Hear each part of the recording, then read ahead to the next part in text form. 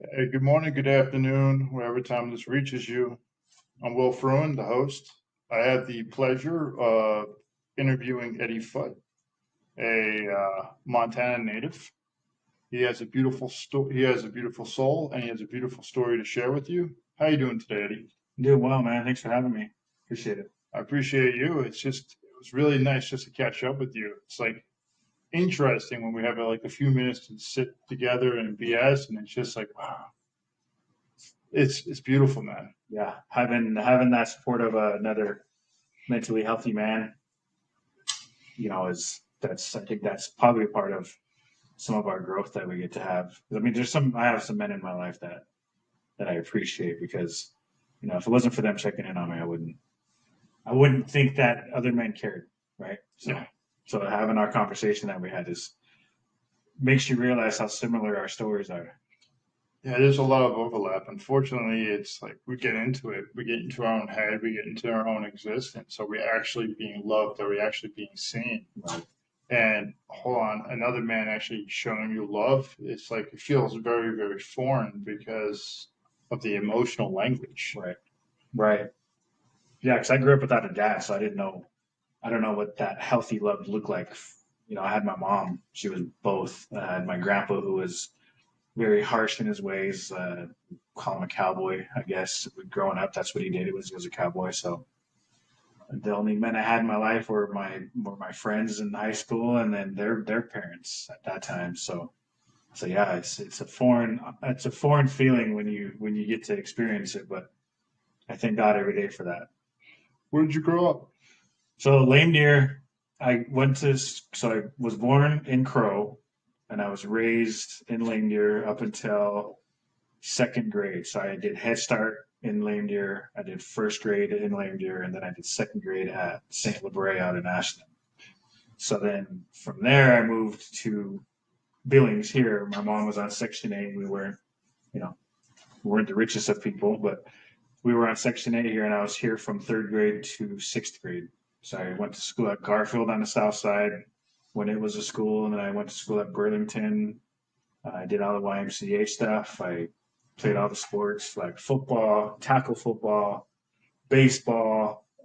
Baseball was my favorite though. That was my go-to sport. So you grew up in Crow, you were born in Crow, grew up in Lame Deer. Were both of those reservations? Yeah, so Crow was where the main hospital was. That's where my mom, when she was going into labor with me, where they took us to go. That's where I was born at. It was just the Crow Hospital. How was it transitioning from actually being in Lame Deer, that the tribe area, to actually coming to Billings, which had a different type of atmosphere? You know, I always feel like if you don't remember it, maybe it was good because sometimes we remember our trauma almost all the time. So I don't remember much. I remember one time a kid called me a black boy, and I was at Burlington because I was the only native in the school, Hmm. and everybody else was fine with it. But that's your environment, and that's sometimes that can spill over to your. And again, childhood trauma moves with you if you are that parent that does that. So that is for the parents to realize when at that age, if that kid's doing that to me, that just goes to show where it's coming from.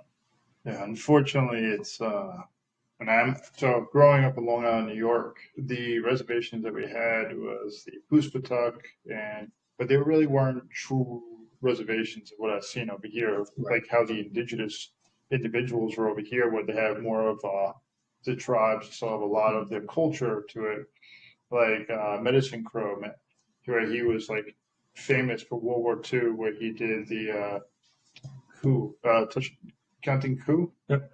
and he was the last individual to be able to do it. And then I think it was his son, was a grandson, that did three of the four actions over in Vietnam, and how that's a big part of your guys' customs. And then Right. coming over here where it's a little bit different, it can be hard. Yeah. And as a person like myself, I'm trying to learn more about the Native American culture. And like I've been to a powwow and I learned a little bit about the regalia, also trying to learn a little bit more about the language. And Right. it's sometimes it's hard for an individual like myself to even know how to ask the right questions because there's so much of these cultural biases, and then it's just like, how do I just lay down these cards and just say, how do I get to know Eddie Right. instead of actually what his background is? Right. So I find that very, I don't like the way society has separated knowledge or tradition or culture or however you want to categorize it. You'll have some, if you ask a question, they'll be offended by it. And when that should be a moment of teaching for someone who wants to learn, or there's someone who's ignorant and don't know, and people take ignorant as such a derogatory term. It's not. Ignorance is just the not knowing of, right? Like if you want to simplify it, it's because I don't know. So when you ask a question to certain people, they will take it to offense and ridicule you for it, thus causing that reaction of I don't know how to ask because maybe something happened and somebody said, well, I'm not going to teach you. It's not none of your business to know. Or you'll have someone that says, yes, I do want to teach you. Let me tell you about that. And then you get to create that relationship there. But when you cut it off at that point, that's where the lack of culture is lost. I feel like, because then if I'm able to freely speak about it, you're able to freely learn about it. That's where it's created. Then guess what? Guess what you get to go do is tell one of your friends that, hey man, I met this guy and this is what he told me. That friend now knows, right? And again, that's just creating the ripple in the water, and that's how simple it is. It's pretty simple. It's so simple that it's actually become super complex. Right. Like, I know we were talking about this, and I can't wait to get in with you. Is how does a person say, you know what, I don't know this? How, like we were talking about our own little bit of recovery, how you were talking about yours was addiction, right? But knowing how to ask for help or knowing how to say, hey, I'm going to allow somebody else in here. We're ignorant at certain points of our life. Going back to that word, but how do we embrace the ignorancy in the sense of, hey, I don't know, but let me ask. Let me actually be curious. How do we create that childlike mindset to say, you know what? It's okay to be ignorant now because I can be able to say, let's ask this question for the future. Well, I think it's just, it starts with us. It's a pretty simple, and again, I use that term very lightly. Simple is not. It wasn't simple to get sober. But as I think about it, it was, because when you allow your brain to switch, it creates a whole different person. But to go back to that, it's not, it starts with us. Just ask, right? So like even when it comes to suicide and you're talking about it, if you skate around it and don't actually ask, but it feels like you asked, you actually didn't, right? If you're just able to have that conversation and ask, it becomes different. So then you get to be in that moment where you can teach from it. Right. So like I actually had this conversation with somebody else. So like, how do you ask a native what they are or this and that? And naturally the joke goes, Cheyennes always joke and say, don't call me Crow because of the history with Battle of the Little Bighorn. And again, generational trauma will pick up. And for me, it's a joke. It's funny because of the Battle of the Little Bighorn. However, there are some that still carry that with them. And, so for someone to ask, I really appreciate when people do ask me what I am or who I am or what I represent, then I can teach them. So then I can tell them, I can teach them. Because if you don't, had I ridiculed somebody for that, they would never do it again. Then your learning aspect goes away. So then I don't get to teach my culture or the culture that I know of. I don't get to teach that to somebody that doesn't see it or hasn't been around it or experienced natives in a different light. Yeah, it's because a couple questions come to my mind, and I also do want to get back to the beginning, which is, Eddie, who are you? What do you really identify with yourself? If I was to ask who Eddie is, you said you play sports, but I really love baseball. I was born in Lame Deer, and I was born in Crow, but I was raised in Lame Deer. You're a soldier, you're a father, but like, if I was to say who is Eddie, instead of actually saying what is Eddie's nationality, right? Or who are you? Who are you? Right. what actually brings you joy? But that means I have to sit here and listen to you. And I have to allow you to expose yourself. Right. And then I also have to make sure that you're being seen. And I don't want to say it in the negative sense, like this is a chore. Right. But this is a way for me to get to know who you are. Right.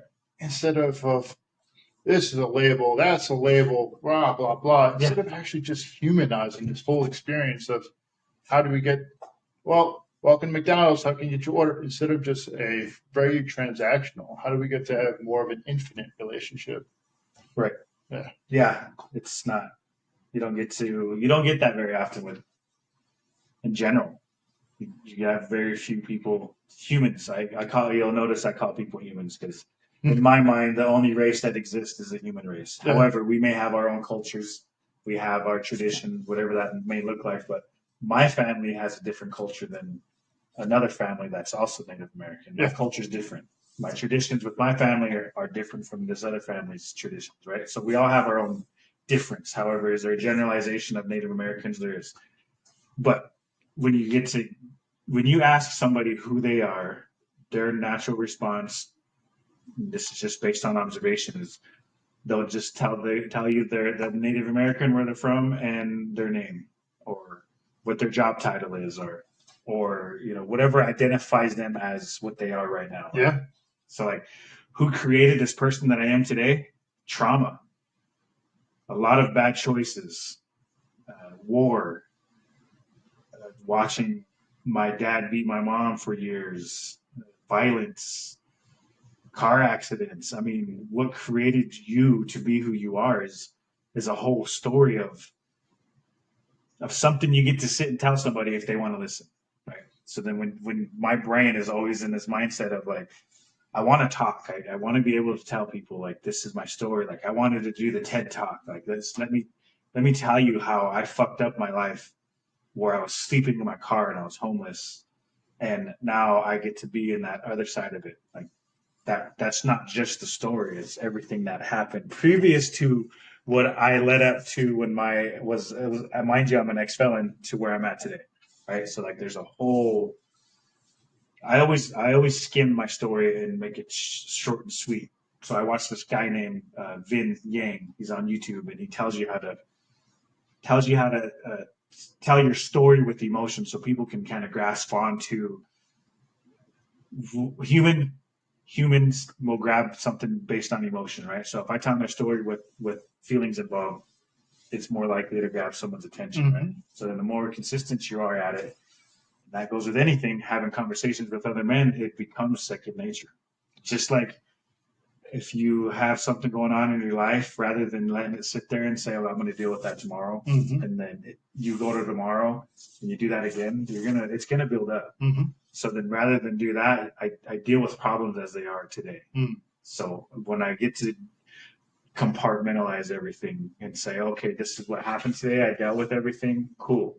I can let today rest." So then, when I go to sleep and wake up tomorrow, there's nothing for me to carry from the day before. So you hit on an area, so you're an ex-felon, and what I will tell you honestly, how I used to think about that. Ooh, I want to stay away. Yeah, that's how I used to feel of it, right. And it's like, ooh, I don't want to be like this person. Right. Is their shit going to creep onto me? Is it going to be like contagious? Yeah, and you don't even think about it, but it's just like you ostracize a person. But you said that your dad beat your mom. You said war, car accidents. It's what people don't understand is this man sleeping in his car because the choices that he made was the only ones that he thought up to this point that he had. Right. Oh, he should have known better. Well, how does a person know better if their father's out of their life? Right. Their grandfather, the only way that he knows how to communicate is through harshness. Right. And depending on how he's feeling, he's tired, he's old, he's cranky. He doesn't have the tradition of like this next generation of culture. Right. Like we're not taking accountability of why we're behaving like this. I can tell you from the Marine Corps, when I was actually taught, hey, immediate to response. Boom. So you know exactly what to expect. Clear, concise language. Over. Yeah. And so that you're able to navigate. but are they going to be able to say, hey, you know what, let's actually go slow? Right. But if we learn this behavior of boom, boom, boom, we're going to actually implement it because we saw the results. Right. But we also don't see the splashback where the ripple effect of what you just said before, but the negative is if I'm talking to Eddie and Eddie just yells, yeah, Eddie's going to get his point across real quick, but Eddie's going to be alone. Right. If Eddie tells me that there's something that is bothering him, but he doesn't know how to actually articulate it, it's going to be hard. Right. But that's where the language of how we're starting to be able to communicate, why we are normalizing the mental health, why we are talking about communicating and emotions. Like, Right. if you don't mind, I would like to go back to what you said. I play football, I play flag football, tackle football. And then your voice switched. When you said, I play baseball. I really like baseball. That was my passion. Yeah, like even right now, you have to smile. Your Right. voice inflection changed. It just brought you back to being a kid. Man, so I always have to tell people I'm not doing this to brag because it's not a bragging point. I was in sixth or seventh grade. The American Legion coach out in Colchester, I remember his name, Mr. Gennari, asked me to be on the roster for the American Legion as a sixth grader. As a seventh grader, my mom made me get a job. Do I resent her for that? No, I used to. I got over it and I moved through that. I am 100% believe that I would have been an MLB baseball player had I not been forced to work and pay bills when I was in seventh grade. So when I talk about baseball, I was natural at it. I was in sixth grade or seventh grade when my mom made me get a job, a summer job when baseball was happening. I told the coach that I couldn't play because of that. He asked the team if they could just pick me up on the way through because we played out in Sheridan from Colchester to Sheridan in the Sheridan League, the Babe Ruth baseball. When he asked the players if it was okay that they picked me up on the way through. I didn't even practice with them. I just went and played with them, and we still won. We were champions out in Babe Ruth. I pitched, and so I'm very passionate about my baseball because I was good at it. I really believe I would have been in the MLB and been retired by now, possibly. But I think that I would have been in the MLB for it. I was really good at it. That was my thing. That was just my thing. Dude, if you can honestly see it in the mirror, if I was able to record and play back to you how your facial expressions were, it was like, fuck, I was really, really good. Man, that was my thing. I just didn't. You don't realize as you go through life that you get when you do have those glory days, you get to think about it sometimes. And so I play softball in the summer every now and then. Well, I have the past few years with my church, but playing softball with a bunch of men is pretty cool because then you get to relive, what it's like to be what I used to be as far as a baseball player. So, And then, especially, I would imagine that you carried that type of enthusiasm of being a soldier. absolutely, that was the other thing I loved doing was I was always what's called parade ready. So when I joined at the time, we got to shine our boots. We were in Army Greens, so I had the crease in my sleeves and my pants, my trousers. Sorry, and their blouse. My boots were bloused. You could do your makeup in the tip of my boots. That's how shiny they were, right? So then I say you got to carry that. Like it's the discipline you get to have when it's natural for you is different than if you have to work hard at it. So, what made it so passionate? Because I could hear in your voice. Like, was it being seen by the other people in the army, the other soldiers? Was it the fact that you took pride in what you did? What was it that really stood out to you that made you become this awesome soldier, parade ready? The leaders that were in my platoon, that were in my company, that were in my unit. Seeing at the time, and again, when I refer to this, you'll hear me refer to it as my army. When I was in my army in my time, today's army is way different than when I was in. But the NCOs that were in at that time that took care of themselves, that took care of the soldiers, that were leaders and not dictators, that same passion rubs off on people. So, like even in high school, when I was a cross country runner, our coach Dwayne Cole, I always remember him. He was passionate about cross country, thus causing me to be passionate about it. and that all rubs off. So when I was in the military, it's the same thing. Seeing my NCOs have, you know, their boots were bloused, their boots were shiny, they're crisp. They always joke and say you can cut bread with my crease in my sleeve or my pants. It was, and it's true. Like it wasn't a competition. It was because of the pride that I had in myself, watching it from my NCOs, watching it from my leaders, from my commander to down to our XO, which it's funny.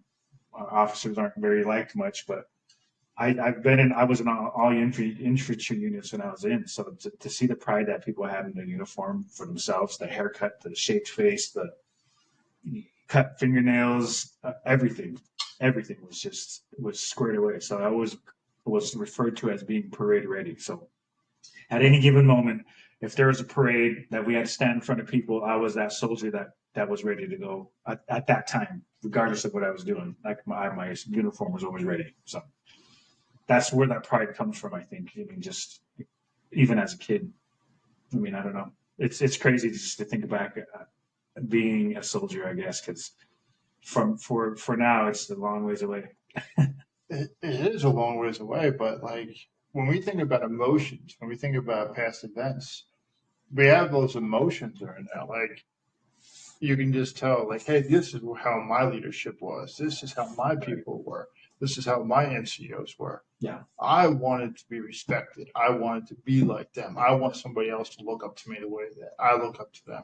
Right. I am ready and I'm intense. Like it's hard to be able to say it because I know with me, I wanted to actually when I was in the Corps, like it was, hey, was just doing it and just going through the motions. Like I hated Garrison. I was a shitty Garrison Marine.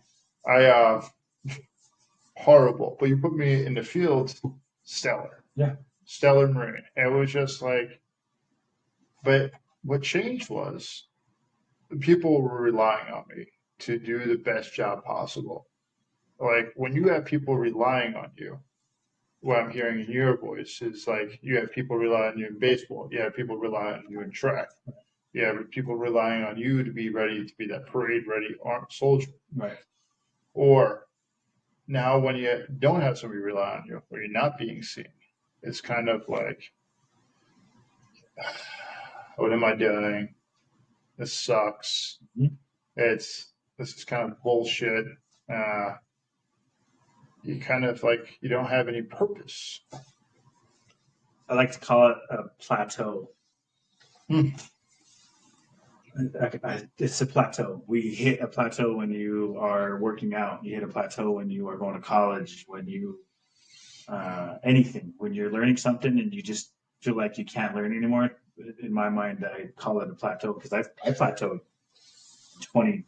I don't know when that was. 2021, 23, end of 2023. Had done all the work coming from being a felon. I was in jail for X amount of time. I was in camel court, graduated camel court, kind of just fell off the face of the earth for a little bit. And then really started focusing on myself. I went back to counseling, got back on medication. I left a job with the VOA, uh, retirement, if you want to call it that, for like 3 months. And then I found out that isolation, the bad isolation, kind of kicked in at that point. My mental health started to deteriorate. I was eating terribly, sitting in my basement at my house I just bought at the time, just soaking up everything and anything on the TV, playing my game, not getting out, just in an unhealthy state. Thinking in my head I was in a healthy state because I'm like, I'm by myself, I'm not getting in trouble. Mm-hmm. Like of course that looks good for you, right? So then if you were to have somebody on the outside looking in, they'd be like, hey man, you're not doing too good. In my mind, I was doing well. Mm-hmm. So then as you work through all of that and get my mental health where it was at, I felt like there was nothing else I could do to better myself. I felt like there was nowhere else I could go. Just that was it. Like I've fixed myself. I'm doing counseling. I'm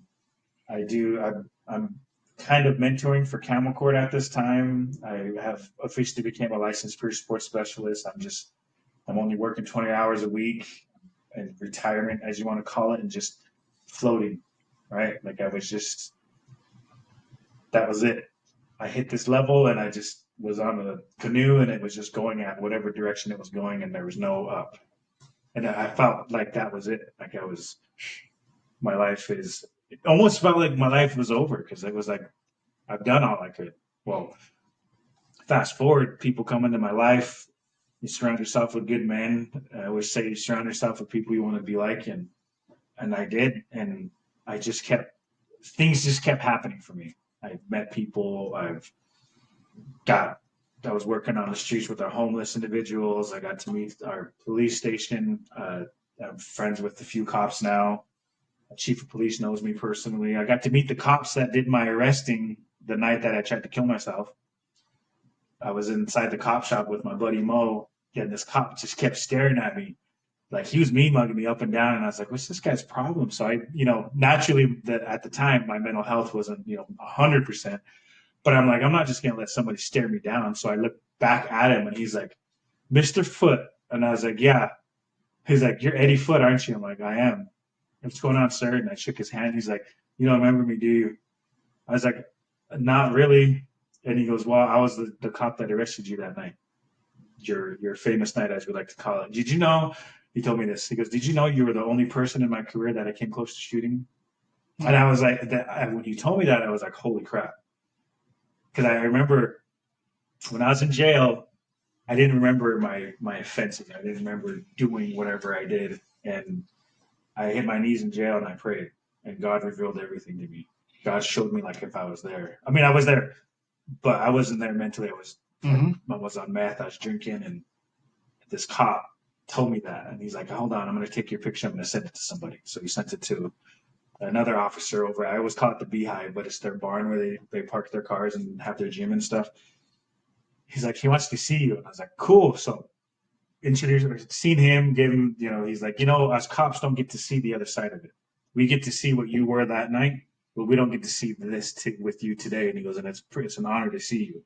I like this. This makes me feel good. So then Mo's like, as we were driving over, he's like, "Eddie, I thought you guys were gonna fist fight." And I was like, "No." I said, "That's crazy because I remember that night."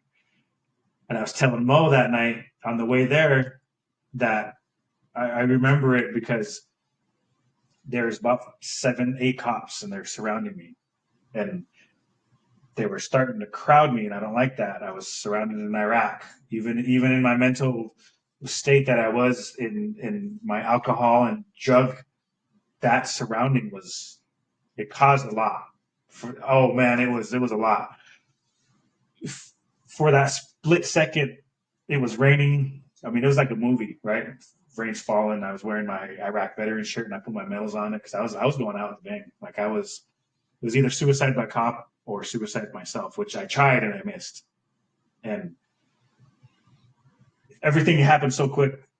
This cop opened up like this, and this guy's got his taser out, and he goes to shoot, and it locks on him. So he goes down like this, hits it, does something, and comes back up. Mind you, that was happened in probably about a second, maybe less. I seen it. I watched him shoot. I watched the things come and hit my chest, and I knocked him out. Watched it, and then they tackled me, took me to the psych ward. I was there for like 21 days. And I was telling Mo that, like, "Mo, I remember everything." He's like, "That's the cop that tackled me because he fucking stuck me too." Boom, and I'm like laid back, and so then we get down to the Beehive, and the other cop's like, "Eddie Foot," and he shakes my hand, gives me a hug. He goes like, "Man, this is super cool to see.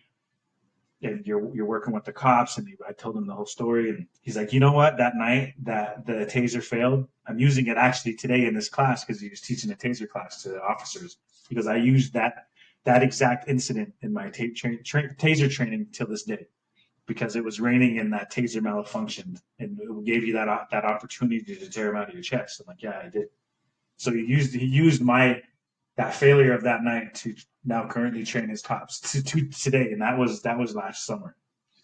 So it's people don't realize the intensity of that moment. You were talking about suicide by cop, or actually possibly uh, ending your own life, and it's dude, it's fucking scary, man. Yeah. It's like I've had this recent conversation with people where they like I talked about my night that the night that I actually almost ended my life. It was January 14th of 21. I fell asleep on a barrel. I was drinking. My relationship was in the crapper. The girl that I was seeing, I thought she was flirting with somebody. I was drunk. Um, she wasn't. She was actually just trying to get to know other people around the area. And I was in such a toxic mindset. And my brain was telling me that, well, you're not good enough.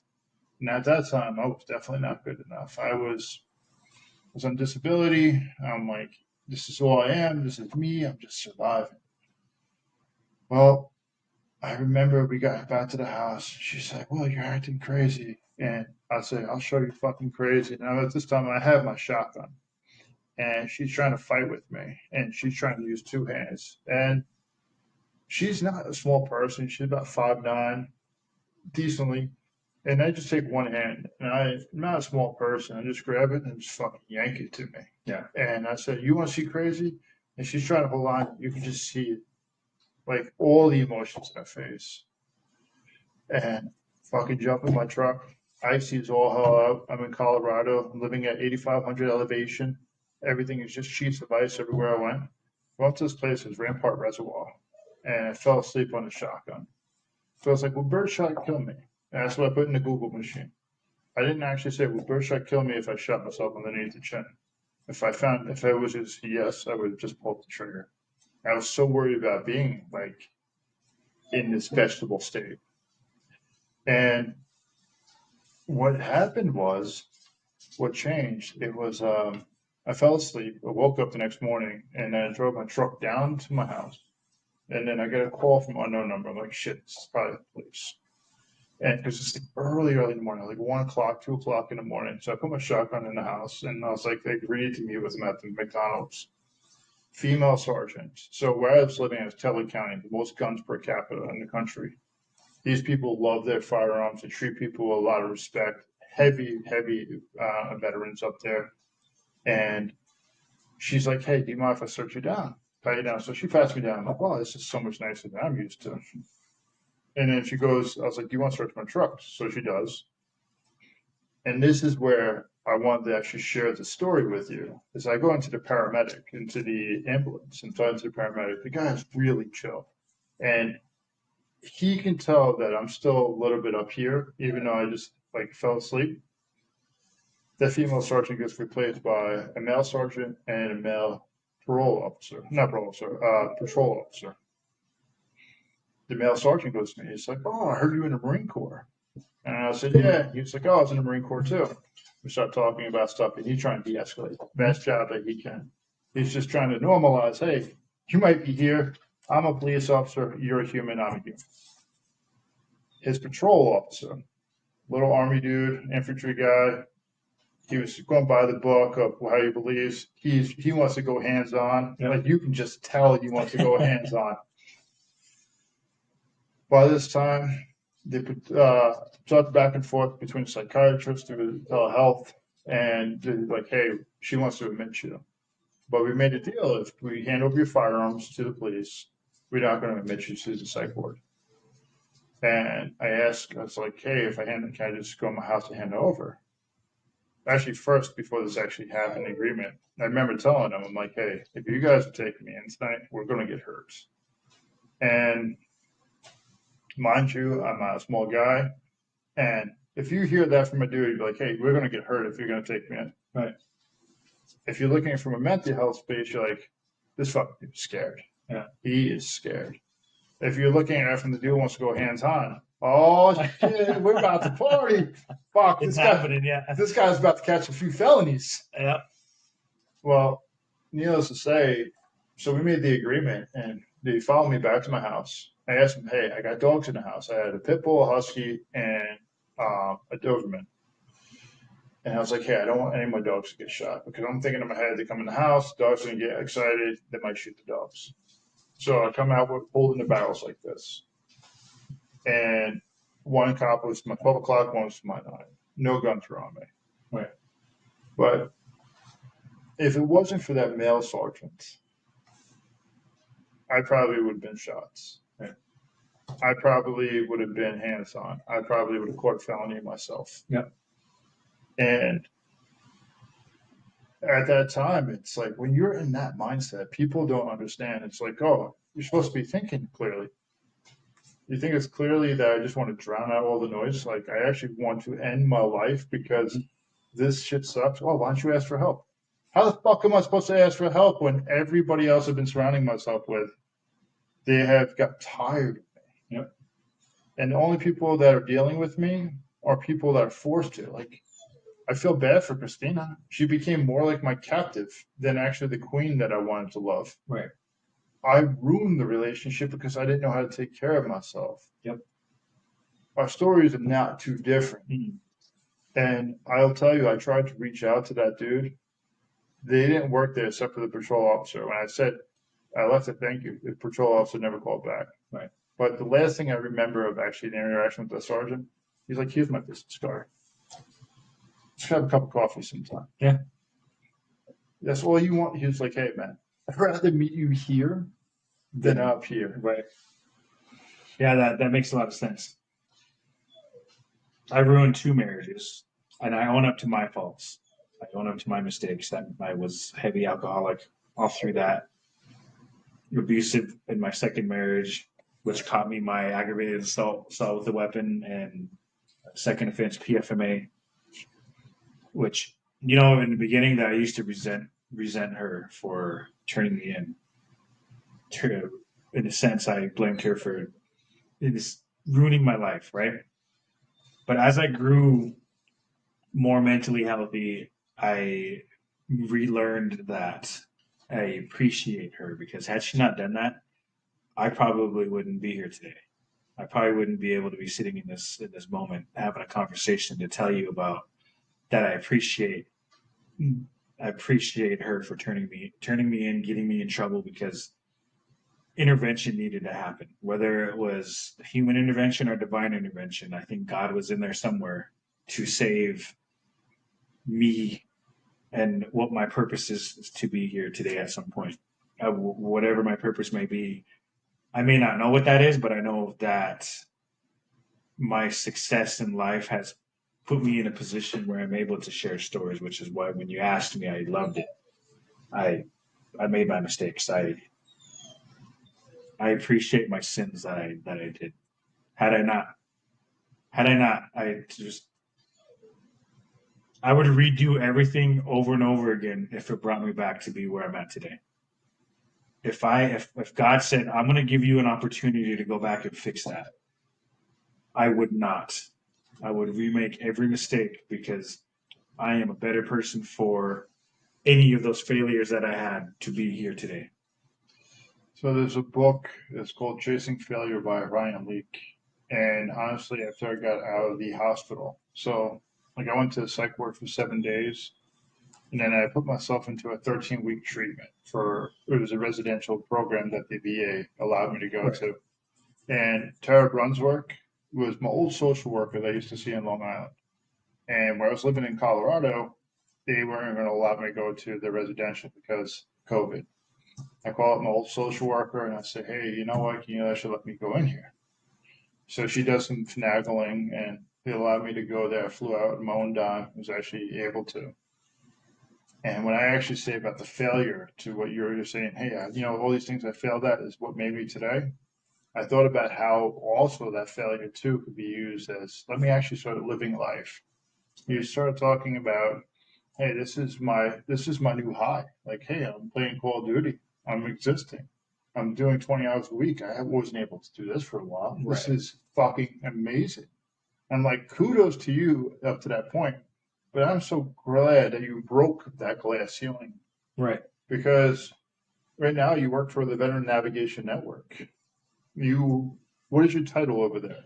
Warrior Bridge Resource Navigator. What does that mean? So I get to travel to our reservations and get our native vets help at whatever it may be. If it's help navigating their VA benefits, if it's help seeing if they qualify for a disability of any sort, or at least helping them get their health benefits through the VA at that point. What is some of the differences of what are some of the differences that Native Americans have compared to European or African or Hispanic Americans have? Like, what are some of the challenges that they have? Well, first of all, we have our own reservation. Actually, just having a conversation the other day, but it's like a third world country. We have our own president, our own government, our own police. So when you're on a reservation, you're only subject to that reservation and whatever, right? So I mean, you can still leave. I mean, obviously I did, but those for certain groups that are stuck in that trauma, the mindset's different when you leave the reservation. So I actually got to speak to the city council chief, St. Clair, St. John, said, why do natives not trust white people? And I can tell you from a perspective of what I believe that our reservation natives stink, because my mom, my grandpa were all beaten for speaking our language, right? Like we were put in missions, they forced Catholicism on us, and my mom was beaten for, by whatever the people are, the church fathers, and what are they called? Nuns. And my grandpa, same thing. My grandpa would not speak Cheyenne. He would not speak Cheyenne. He cut his hair. He always had his hair cut because he was forced to have his hair cut, right? So you create that trauma at that point. Mind you, if you were to do a history dive, I'm only 4 generations from Battle of the Little Bighorn, meaning that my grandpa's grandpa was in the Battle of the Little Bighorn as Chief Spotted Wolf. Before we actually get into it, what is also another name for the Battle of Bighorn? Custer's last stand? Or greasy grass. Greasy grass, correct. The technical term of it is greasy grass, yes. The reason I bring that up is because you have the Americans that won, and then you have the people that lost. Right. You had Europeans that pushed this on, and you say, not Europeans, but the Catholicism churches. A lot of things that are wrong with a lot of places, right, where they just brush it underneath the rug. And how much of that actually culture is actually being really spoken? Like Battle of Bighorn, people know it over here, but not many people know of greasy grass. Right. But sorry, please continue. Oh no, you're good. I just love that when people know that, because then you get to relearn some more, right? Like it's just that I wish people understood trauma more at that age, knowing that in the future, 3-4 generations down the line, you're gonna have mental health problems because of that. And I really wish that people could learn that. Like we are making the change today. We get to be here to have these conversations for I get to talk to my kids and tell them and let them know what I've done to better myself, and that you can come from nothing. I was poor. I also was homeless after my whole debacle, and I get to be here to speak about what that looks like. And the greatest thing God's given us was the ability to have resilience. So I want to ask the question of, you said your kids are older. Mm-hmm. How old are they now? My son's 17, my daughter's 15. How do you talk to them today compared to how you talked to them when they were kids? How was the way that you would direct your communication? I talk to them like I would talk to another man or an adult. I have honest and open conversation with them, because then it allows them to know that it's okay to have those conversations, whether they're hard to have or not. I think that communication is very gray nowadays with everything. I mean, just the fact of talking about something rather than arguing. And again, people like to there's so much gray area on just having a conversation. It's pretty simple. It's just being able to have a conversation with them, telling them how I feel that day, what's bothered me, how my day went, what was rough, how I got through it, and then now I get to be home with you guys. That makes my day. what about when you were in an unhealthy mindset when you had them? Like, how was your interactions? Were you able to be present with them? Were you able to, were you able to have them understand you without actually? I was there. If I was looking at it, I was their friend.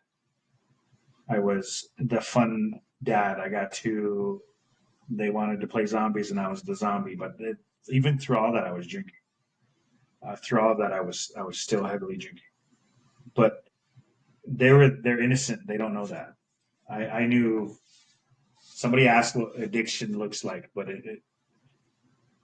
I was very aware of everything that I was doing, but alcohol had its control. So I say this pretty much anytime I talk to people about alcohol. Alcohol works. The people will say, "Dude, why are you being so positive?" I'm like, well, I want to forget something. Let's drink a little bit of alcohol. If I'm happy, let's drink a little bit. I'm sad, let's drink a little bit. I'm frustrated, let's drink. Yeah. And it's like, oh, this is heaven's water. But at the same time, we're drinking from the well that we are losing our life. Right. And it becomes such a habit forming dependence. It also then becomes a physical dependence. Yeah. Like I shared with you before how my dad was. Like my dad was a Vietnam vet and he would work overnight shifts. And he used to go to this bar, it was called Mary's, and he would drink and he would gamble. And then I really wouldn't spend much time with my dad. And like I shared to you before, the generational trauma that he experienced, Right. also Vietnam. And he wasn't able to be there fully. But I'll tell you, as I got an adult, my dad changed. His way of changing. He wasn't able to work anymore. Then he wasn't drinking as much. My dad had a lot of shame in the areas, but he tried to do his best. The thing is that we're judging people off of what they only know back then instead of what they know now. Right. And how do we meet people with kindness to actually help them get to now a little bit quicker instead of actually doing a judgment and keeping them there? Right. Right. Just talking about it. Just continuing to have the conversation. And you're going to need someone who's going to yell at you. And if you match their energy, then what are you really doing, right? And what kind of de-escalation to help that situation are you doing other than matching their energy and causing yourself to be in a mental state that you know that you've never been in a long time? I've had to learn to corral my anger because I used to be angry. I used to be that guy, and the ability to resist the temptation of being louder because I know I can is hard. However, the more consistent I have been at it, it's easier not to be. I used to grind my teeth when somebody would piss me off, and I'd be grinding my jaw, I'd get a headache from it, and then it just would escalate to that point. But I think you can kill anything with kindness. But if it starts to affect you, then it's time to step away. So we started off our conversation before we jumped on this. You said boundaries. Mm-hmm. I love that smile right there, bud. Talk to me a little bit more about boundaries when you started getting healthy boundaries and then meeting people with kindness. But I also believe, and I go off Carl Jung a little bit, and Jordan Peterson talked about this. Yeah. But boundaries are there to show people that you love them. Right. Because if you think about it and you come from a negative health space, you're like, oh, they're just not liking me. They're trying to resist me. Right. But boundaries are there to allow you to know, do not walk on me. Right. I'm here for you. Right. I also believe that boundaries a lot of time are very fluid and you're able to change them, but you're also able to say, this is not what I like. Right. Because otherwise it creates this master slave mentality where now, how am I supposed to be you and me to get along if I'm actually thinking that you're just going to walk all over me? Right. If I think anytime I'm going to talk to you, you're going to yell at me, Right. I'm going to be, no, I'm going to cut that off and I'm going to be resentful. But if I tell you, Eddie, you know what, bud, I don't like the way you yell at me. If you're going to yell at me, we're cutting this conversation off. Right. And all of a sudden it takes you a step back, like, oh, well, bud, enjoy your time. You have your ball, play over there. Right. And it allows the person the opportunity to know, I want you in my life, but you keep pushing us, we're not going to be friends anymore. Right. So tell me a little bit more about the boundaries of how you were looking at it. Well, there's a fine line in boundaries as well for a control aspect of it. When you're setting a healthy boundary, so like let's say for instance I were to be having a conversation with somebody and I set the intention. Hey, look, this is why I'm here. This is what I want to talk about, and that way it's in their court. The ball's in their court, for they know what this entails. This conversation entails. Just like you did with me. I want to talk about men's mental health. I'm going to bring you to my place or do a video call. You set the intention, and that's where it's at, right? And then you get to be the facilitator of managing what that conversation looks like. Well, that's just on our level. Mm-hmm. You do that with other people in your life, you learn to manage your chaos differently, Mm-hmm. right? So then my dad, like, hey, dad, I don't like when you smoke your weed around me. Oh, okay, son, I'll go outside and do that. I appreciate that. Thank you. Where the reaction could have been, like, I'm going to smoke it wherever the hell I want to. You ain't going to tell me, right? Two different reactions that could have came out of that. Mm-hmm. But because I didn't go at him yelling and being pissed off at him, he reacted in the same way that I presented it. Mm-hmm. Same thing. So when you set these boundaries for the unhealthy minded, they take it personal. Like it's like you're taking an attack on their character when you're not. You're protecting yourself from what could be. Mm-hmm. So then when it does get to that could be part, then you can say, hey, look, I asked you in the beginning, this is what my boundary was, and you're starting to push to it. Yeah. Whether the ball's in their court at that point, right? So then they can say, oh, I'm going to take the step back. I apologize. Or they say, well, you know what? F your boundary. This is where I'm at with it. Mm-hmm. Then you get to be like, okay, look, I apologize, but I'm not going to sit here and let you be, pushing my boundaries when I asked you to stop. When you're not going to, then I'm going to go ahead and walk away from this. Mm-hmm. When you're ready to have a conversation, I will be here for you. Yeah. If you're not, then that's on you. I'm sorry for you. Right? Go figure it out. If you want help with that, come see me, and I'm going to give you a hand. But until then, I'm going to have to separate myself from you. And then you actually get to a point where you're just weeding. People weed themselves out of your life too. Yeah. When I start thinking healthy, when you're in a healthy mindset and that person can't reach your level, Mm-hmm. they're like, oh man, okay, I'm just gonna step away. Okay, man, I'm gonna be over here. Cool. I'll be here for you when you're ready.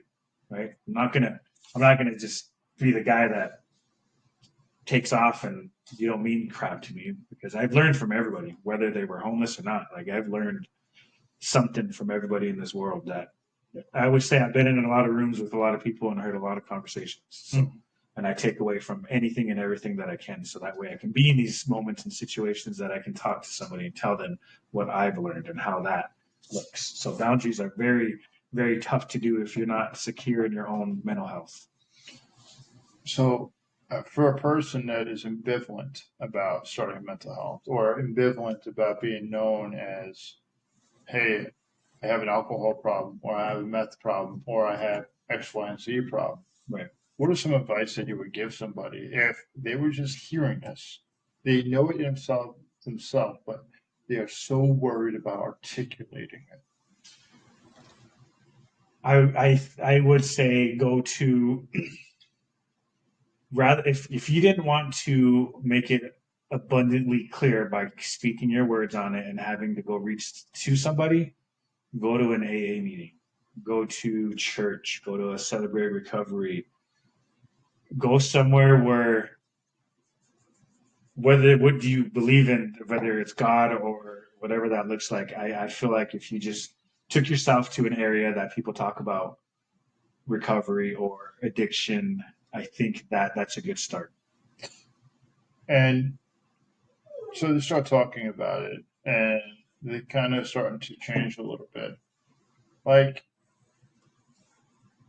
how many times did it take you when you were on this journey of saying, hey, I'm fucked up? And then, like, going back to what was actually comfortable? Man, I got a DUI in 2015. That didn't work. I got my first divorce due to alcohol. That didn't work. I caught my felonies, and I would say that didn't work.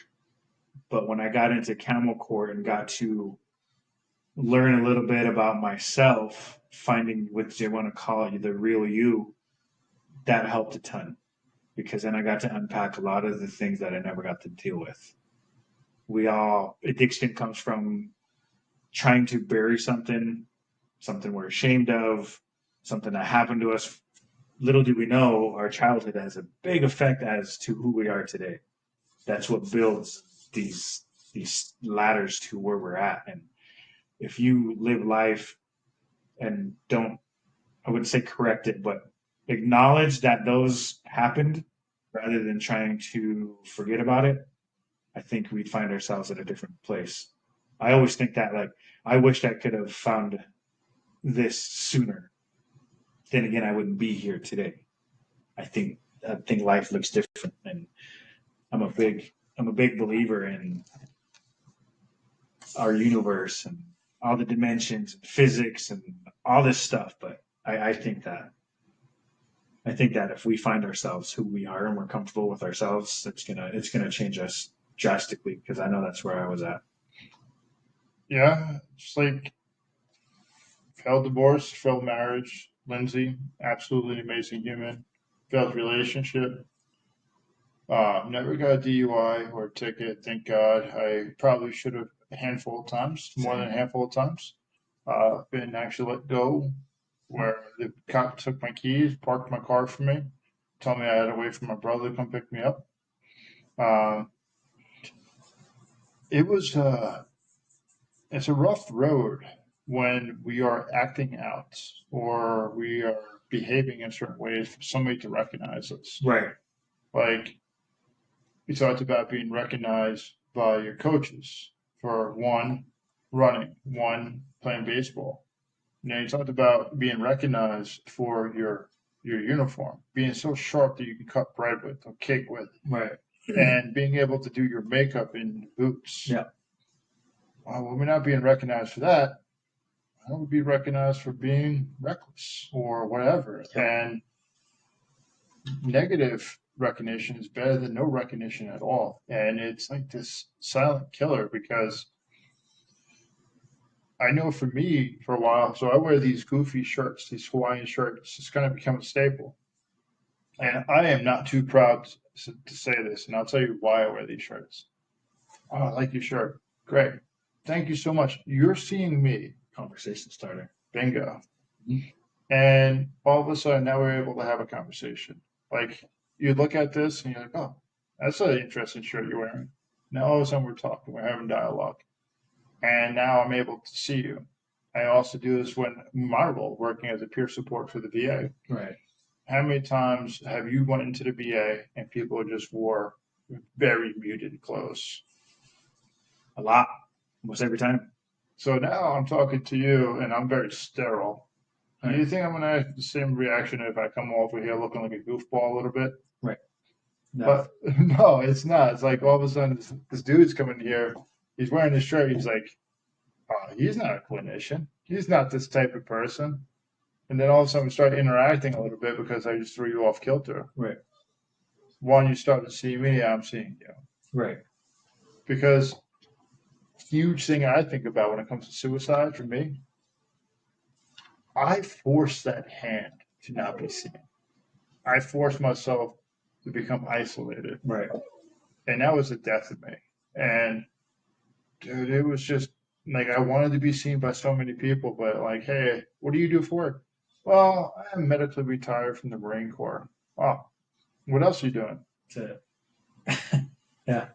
Like, your voice actually just said it all. Like, yeah, I remember that point. Yeah. It's like, hold on a second, that's it. So you're just going to exist for the rest of the time until you die? Yep. It's like, it's like a death sentence. You don't even realize. And now it's like, I will tell you, I appreciate the ability that I'm able to perceive. So I'm like, how do I give this back to other people? what are some of the things that brought me to that crisis moment in time? Right. Like, I got drunk and I grabbed my shotgun and I drove out. No, that is the truth. Right. But what was the building blocks? How did that start that pyramid? It was, well, did I talk about what happened in my household? No. Did I talk about like what was happening in school? No. Did I start talking about what happened in the Marine Corps? No, I was told not to share anything. Did I want to share about my alcohol abuse? No. Did I want to share about what happened between me and my exes? Absolutely no.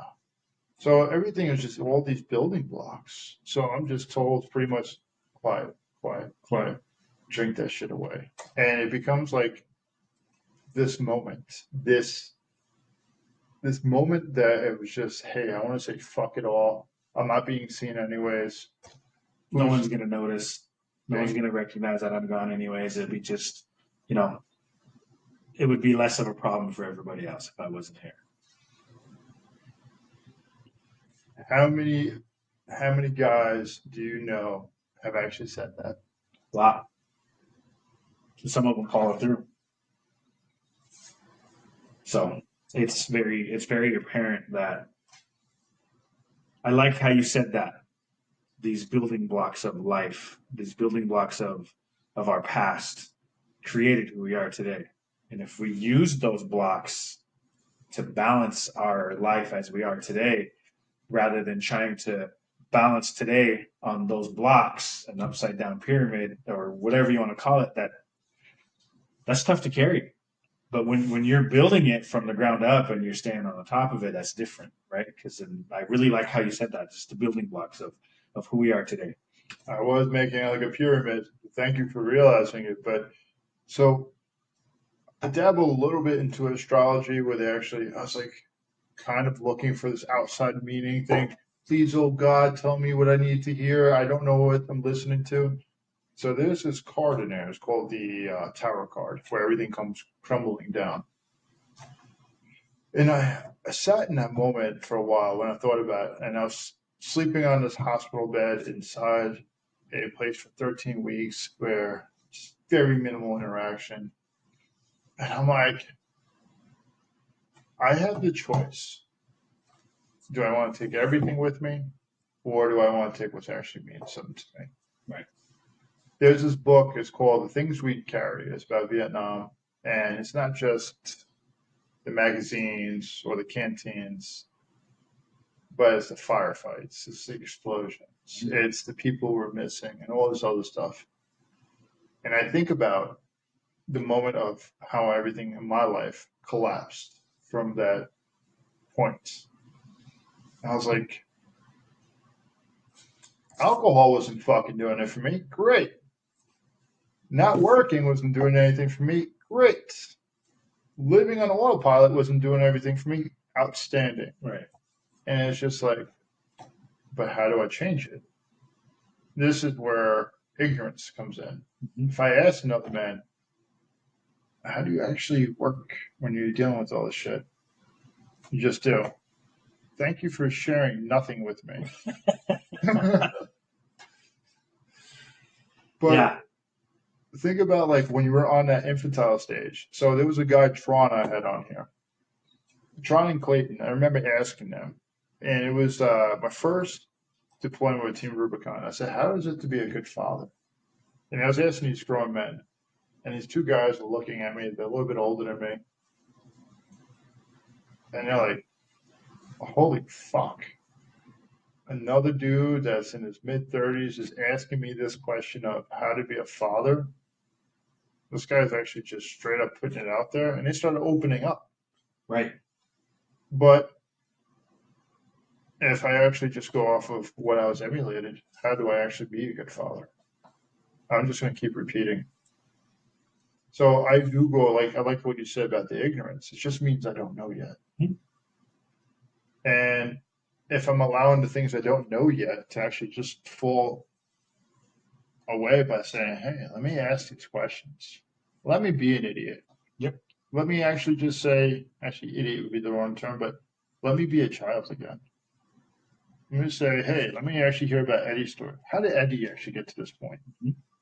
You know what? Eddie's going to get here to a different point than if I interview Chris. Right. I told you about my buddy Chris. He was talking about how he would go to the liquor store, put everything in the thing, in the brown bag. Here's the exact change.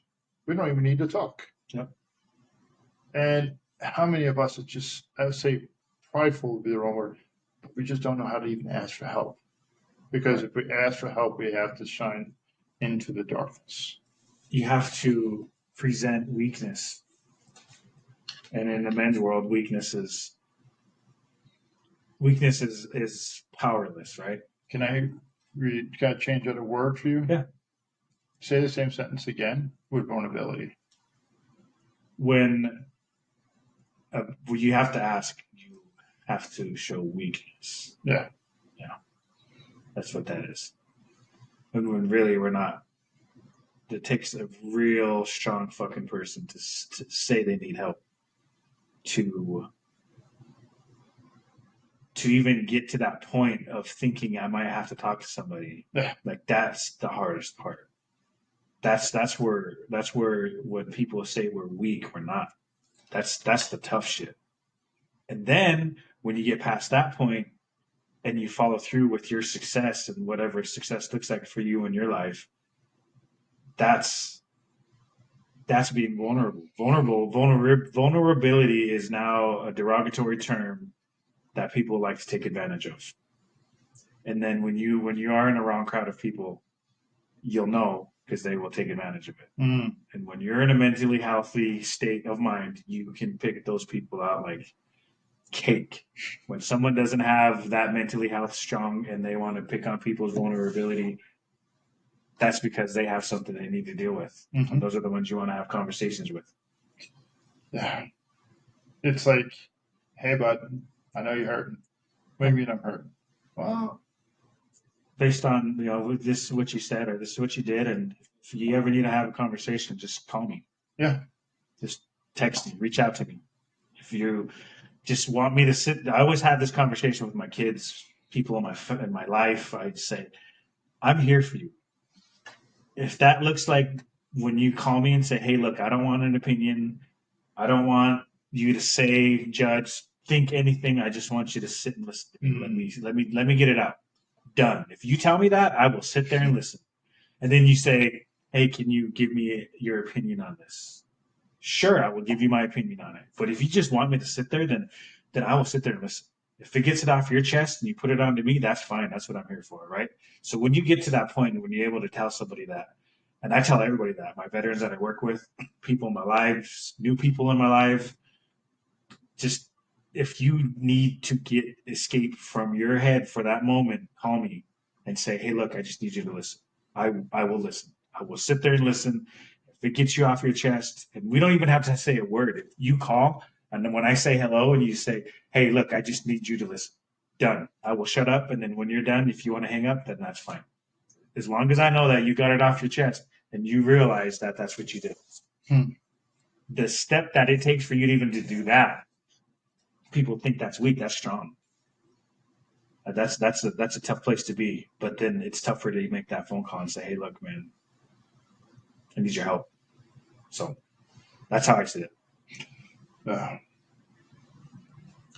For a person to be able to call and say, "Dude, I'm fucking hurting," or "I just need you to listen," giving it and I know it's correct. It's a good way to say it, a safe space or just a place for people just to be heard.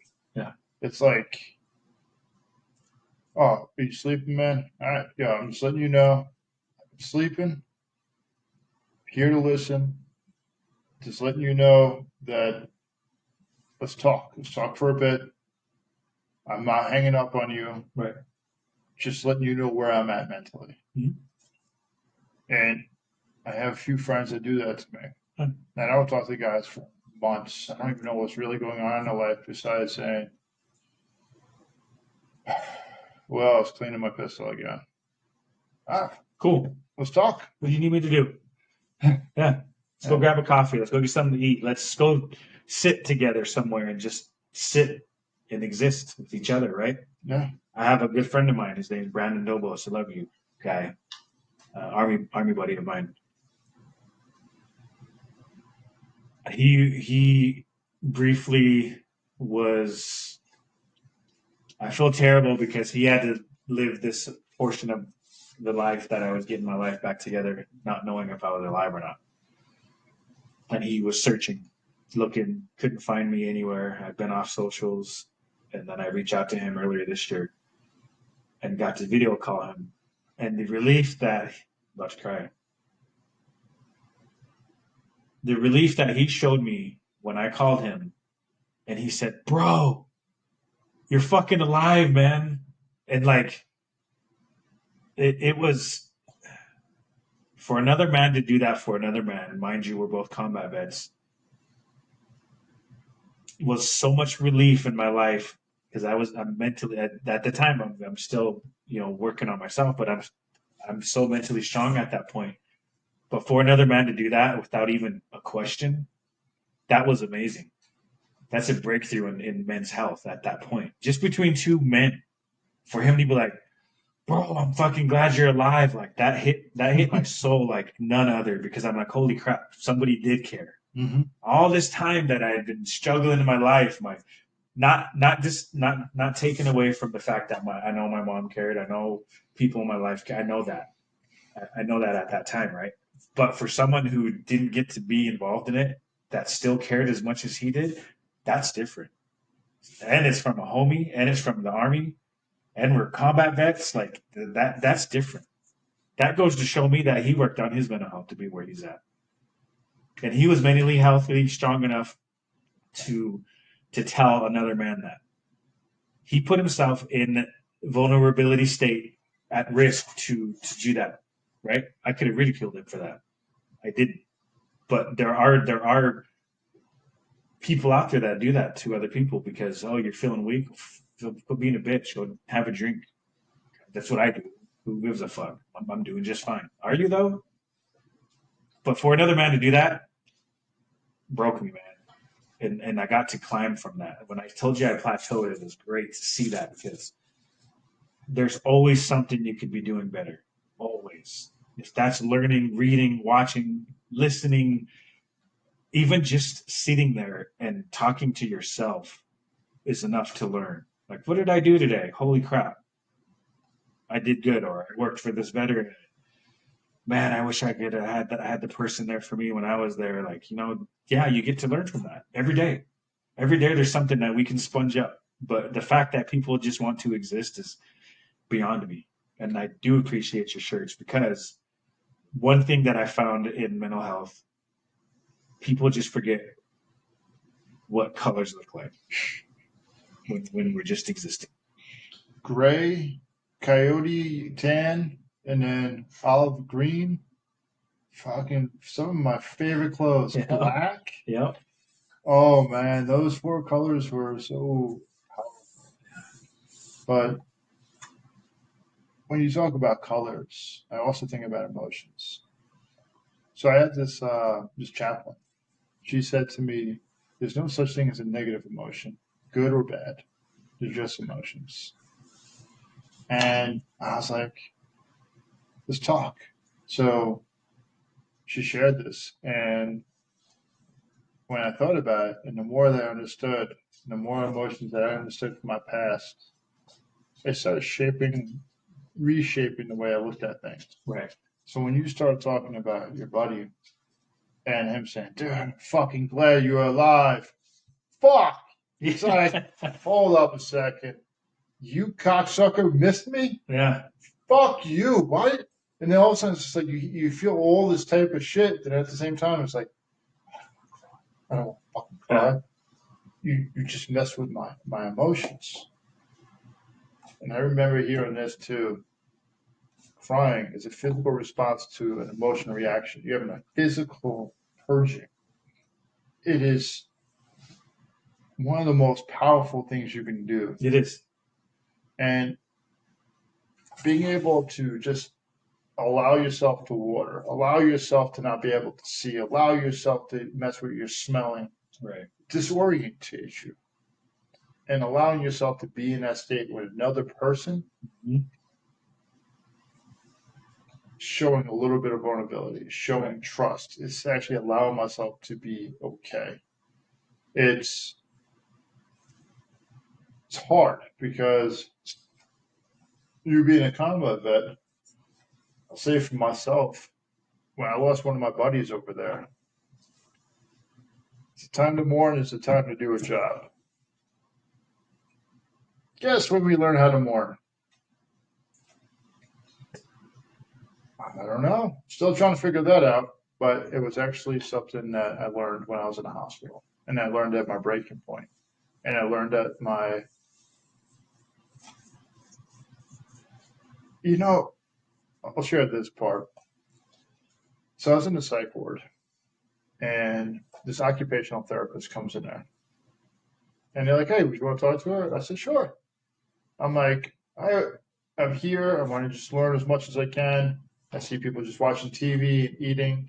I have 300-pound chairs, so you can't throw it at anybody. You got a camera in my room. You got a push button for the shower. You got no toilet seat.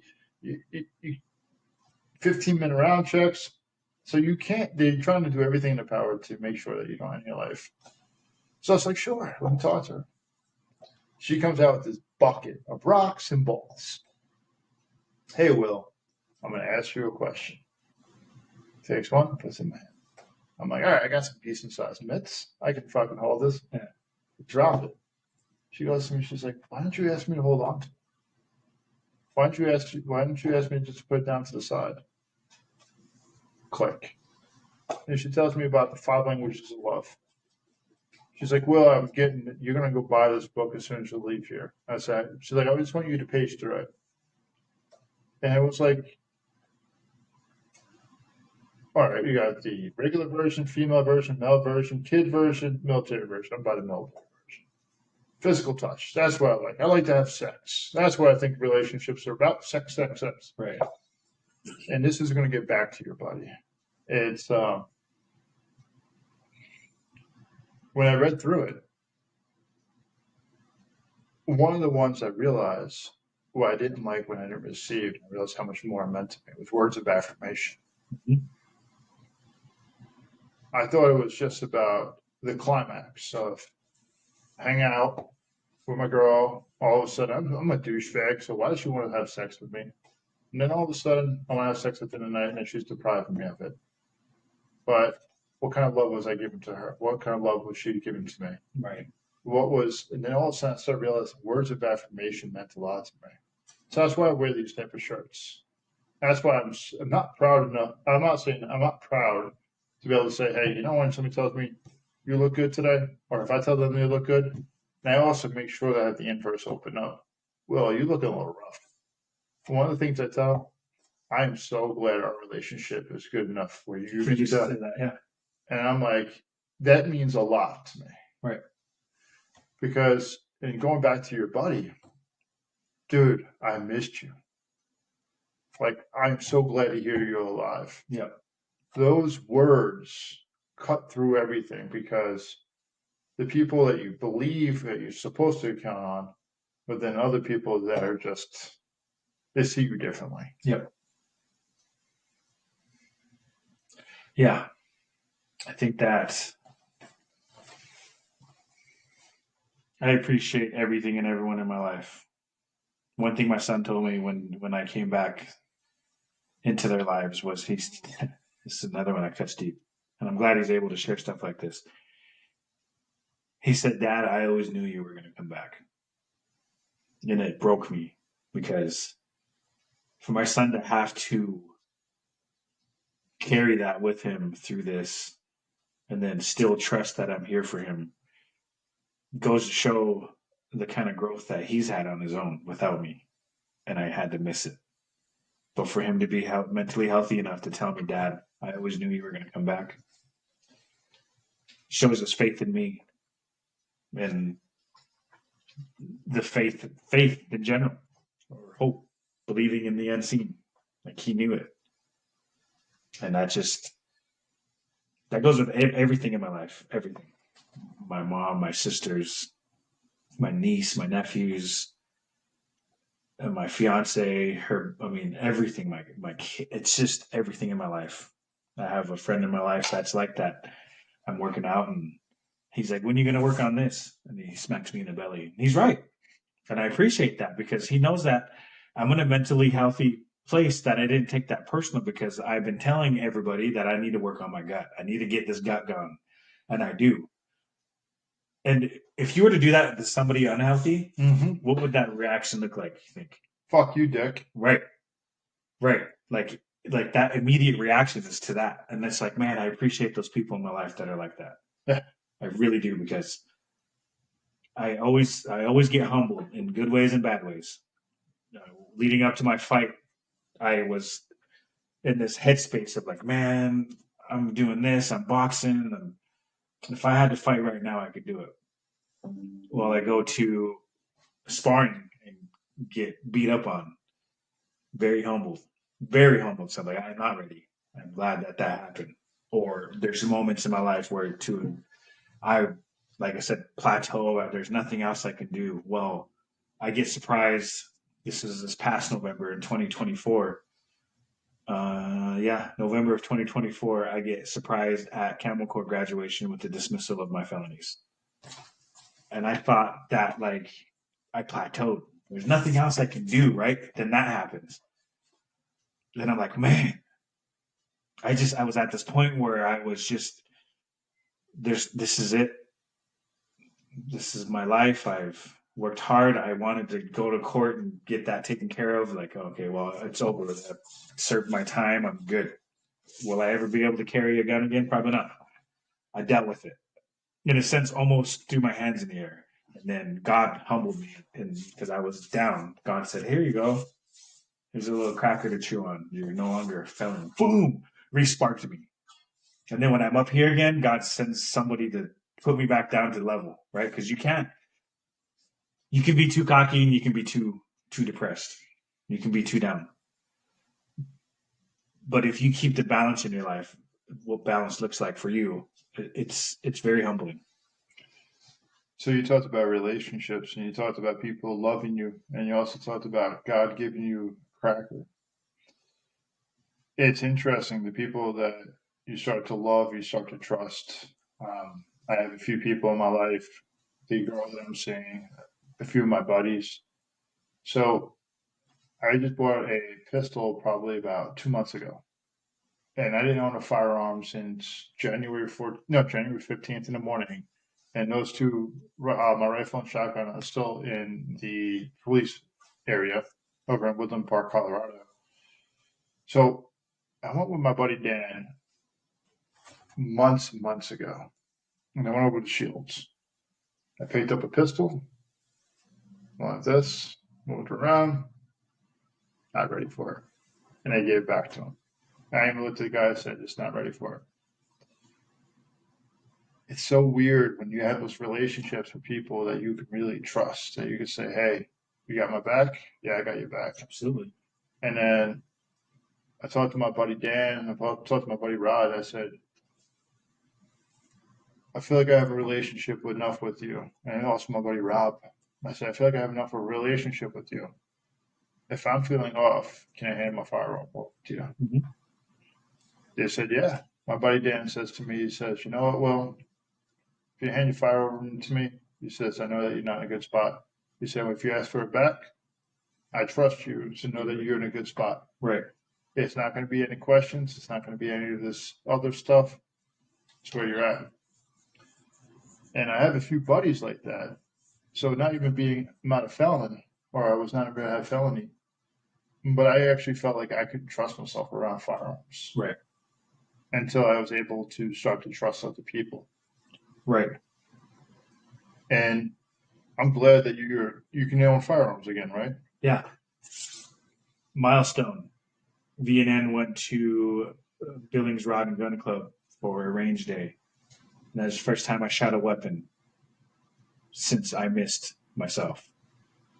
So the realization of that was outrageous. It was a milestone for me in my life. It's like, holy crap. I went from being in a jail cell, being a felon, not having a weapon, being so scared to carry any such thing to now I'm out here freely shooting because the people in my life trust me that I'm going to be able to do that. So the realization of that, and I don't think I told a few people about this. I told a few, but that's another milestone in my life where like you feel like there's nothing else I could do to be better. Well, guess what? I went and shot weapons. I loved it. It was my. Did I suck at it? I absolutely did. It's been a minute. However, it holding a weapon like that in a different mindset puts you back into a place, not back.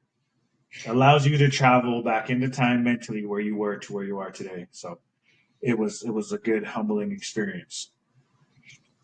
So you talked about shooting and going back in time. So before I bought my own, I went out with Justin O'Brien, which he's an awesome dude, and my buddy Dan right now. And we went over to the range, and they're like, "Oh, let's go shoot."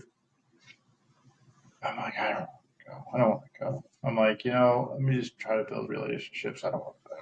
I was like, it's just like, oh, it's like this gut feeling. It's like for the longest time, I had a hard time with it because a rifle, a pistol, a shotgun means death. It means I'm gonna go shoot.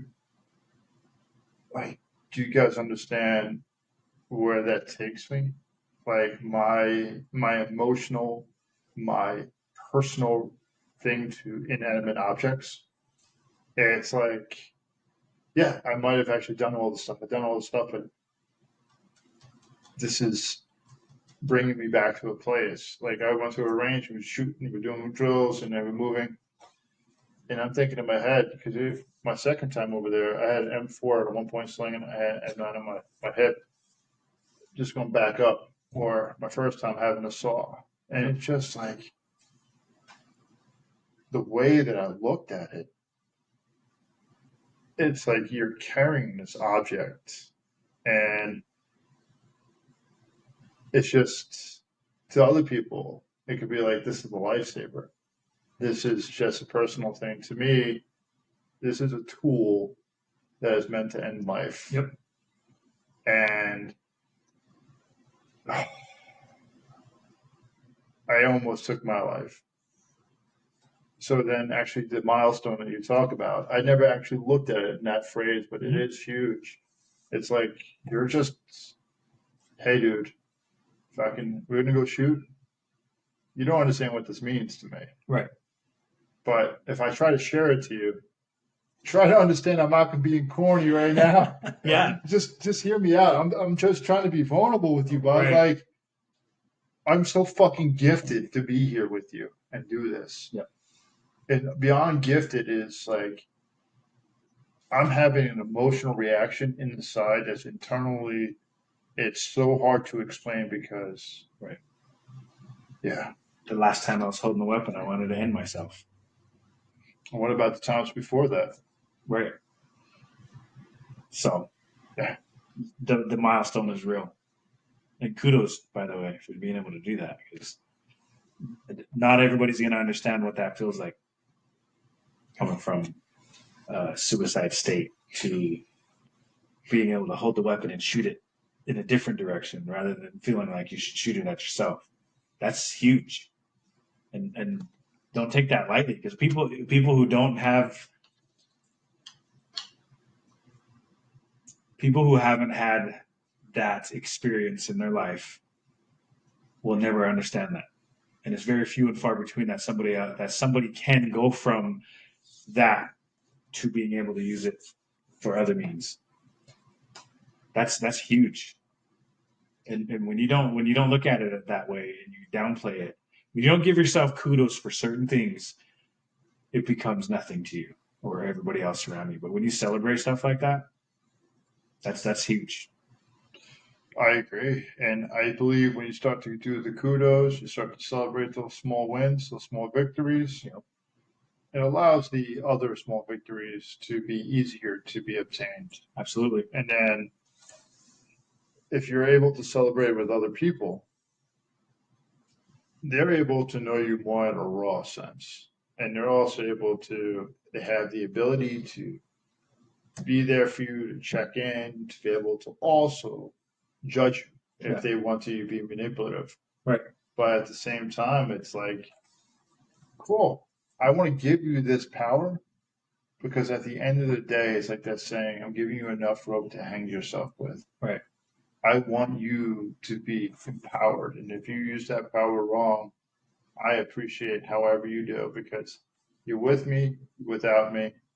At the same time, it allows us to be able to connect. Right. And when you have your boys or you have your friends or you even have your kids, your family, and saying, you know what? This is me. I'm Will. The more that I allow people to know who I am, that little voice of you're not good enough becomes, I'm like, cool, welcome back, buddy. Yeah. There you are. Yeah. Huh, where'd you go? Why are you playing whack-a-mole? Why did you disappear? Right. Instead of being like, get away, get away. And then all of a sudden it passes. Mm-hmm. It's not as personal. And the more people that I allow into my life like that, treat them with love and treat them with respect, I will tell you my mental health has changed. Like, I'm able to go to school. Like, dude, I'm finishing up my bachelor's degree. To me, that's fucking huge. I'm finishing my bachelor's degree in the fall. I'm like, this is fucking huge. I'm about to start a master's degree program in 26. VA is going to pay for it. I'm like, fuck. Yeah. But I wasn't able to hold that work. I wasn't able to do school. One semester, 3 Fs and 1 withdrawal. 3 Fs and 1 withdrawal. Last semester, I got 5 As and 1 B. So, yeah. Mental health speaks loud. Exactly. But the reason that this is not about me giving kudos to myself, but it is in a way, but it's the way of actually saying, you know what? When we're there and we're not allowing ourselves to be seen, our shit shows. It's like the substance or police interactions or whatever. Yeah. But then also when our stuff, mental health is feeling good, it's like, oh, my dog is fucking happy. It's like just wants to play, wants to be loved. Instead of being like, why are you being annoying? It's like the way that we're seeing the world changes. Yep. Colors. Colors mean a lot when you haven't seen them in a long time. So yeah, it's mental health is something that's not talked about enough, especially with men, like having men's groups and having these podcasts as such. You know, I get to share my story every now and then. When you do and you're vulnerable, it just spreads. People are like, man, I can be vulnerable. He was able to do that. So being able to do that and have these conversations heart to heart with another man is pretty immaculate. Because there are men out there right now that are making fun of each other or poking fun at each other because one his wife's is not doing what he asked him to do, and now you know what I mean. Like there's so many different scenarios that could be happening, but when two men get to have a good, decent conversation, I think that's the universe speaks. The universe does speak. So, what is so important for you to spread your message? And how does it help you day to day? I think the simplest answer is the more I talk about my story, the less it becomes power over me. There was a long time there where I wouldn't share my story because I was ashamed of what transpired to be who I was at that time. But the more I'm able to share my story, the easier that becomes. The shame goes away, the regret, the hurt, the pain. And then I get to express that to somebody who might be in that same boat or is going along the same life or even just simple as like I think I've plateaued. I need to do something in my life to fix it. Well, yeah, just talk about it, even if it's just to yourself. I don't know. You just have to talk about it. What is the message that you wanted to share by coming on this podcast? What was the the big thing that you would like for the listeners to understand either now or in the future? I think you're probably just as simple as just working on yourself,